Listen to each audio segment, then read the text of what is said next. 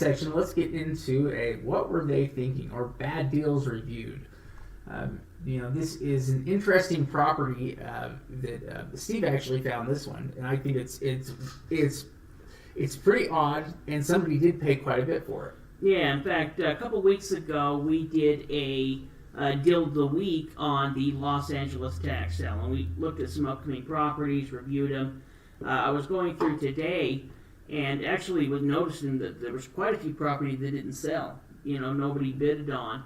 But there was this property here, and there's a lot of red flags. Now, I'm not saying that you can't do anything with this, but we wouldn't have spent our money on this, and we'll explain to you why. First of all, it ended up selling for... So it opened up for $37,000. Mm-hmm. It had an assessed value of $69,000, sold for $102,000, almost $103,000.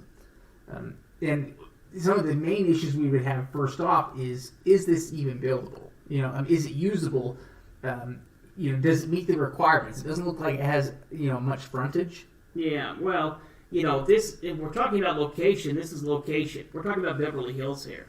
This is in a prime location. In fact, the homes in this area are valued at the very low end for a tiny home, $3 million up to $10, $12 million, just within the homes right surrounding it.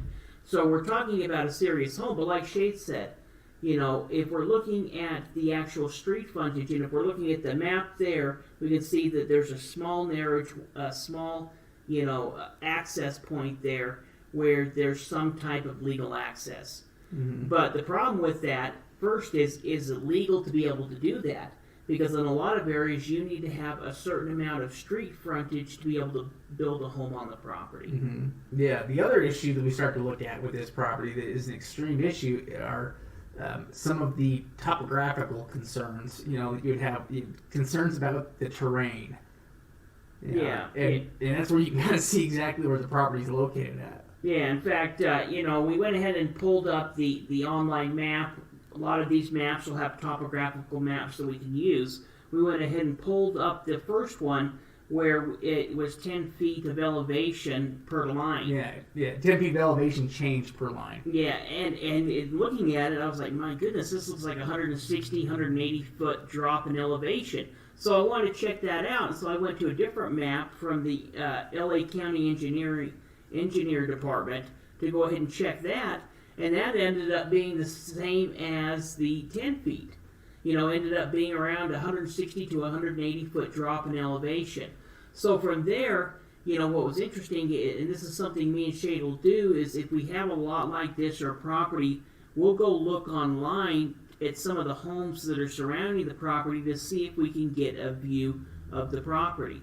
And so if we're actually looking at this property, this mansion property here that's down on the lower hand side, that's actually the mansion that we're looking at below. Yeah, right there. Yeah, and so between those two homes, where that arrow is pointing at on the left-hand picture, that's actually where the lot is located. So, to us, I don't know how you're going to build on that home. First of all, I don't know if it's legal to build on it. Yeah. Second question is, if it is legal, how are you going to build on it? You're talking about a huge drop in elevation.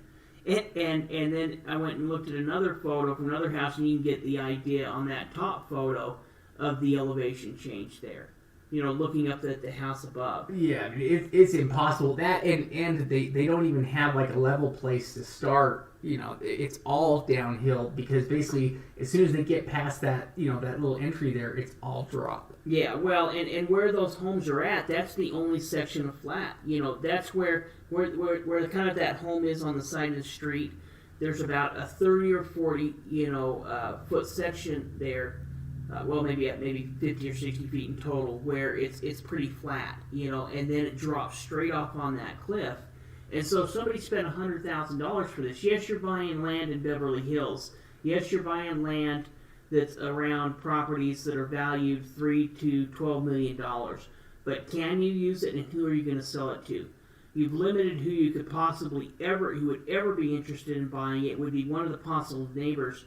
And the only reason they would be interested in buying it, I could think of, would be just privacy or just to give themselves some separation. Yeah, just to extend their yard a little bit, with the lot that, and to make sure that it never. But is it worth it to pay $100,000 for it? I don't know. I don't think it's worth it to pay $30,000 because there's no possible use for it that I can see. Now maybe we're wrong. We're just looking at this from kind of a bird's eye view.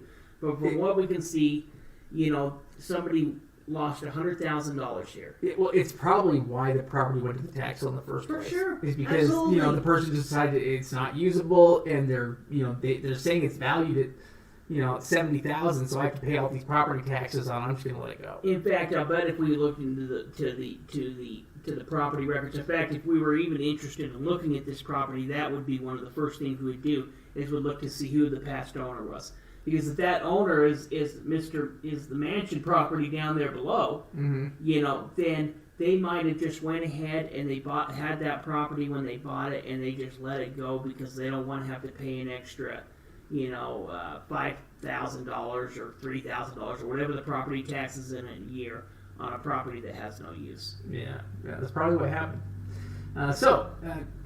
Be careful when you're bidding on properties. We don't want to see anybody lose money on deals, and there are certainly plenty of properties out there that just cycle through these counties.